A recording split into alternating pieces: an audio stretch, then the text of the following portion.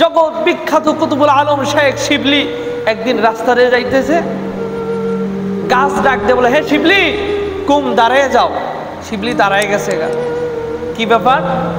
বলে, শিবলি তোর জীবনটাকে যদি রাঙিয়ে তুলতে চাস, জীবনটাকে যদি সাজিয়ে তুলতে চাস, আমি গাছের ভিতরে যে আইডল আছে, যে আদর্শ আছে, সেই আদর্শ তোর ভিতরে ঢুকাই দে। সুবহানাল্লাহ বলো।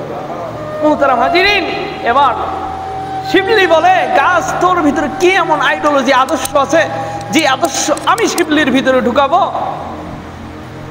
গাছ বলে, আমার দিকে তাকিয়ে দেখ, দুনিয়ার কত মানুষ আমারে ঢিল দেয়, আঘাত করে, এরপর আমি কাউরে গালি দিই না, ধৈর্য ধারণ করে প্রতি বছর ভিটামিন যুক্ত ফল উপহার দিই। সুবহানাল্লাহ বলে।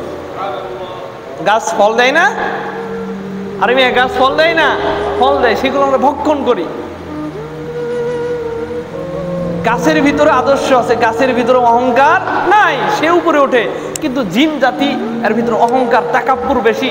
এরা আল্লাহর ইবাদত করবে তো দূরের কথা, আল্লাহর বন্দেগী করবে তো দূরের কথা, এরা অহংকার করা শুরু করলো।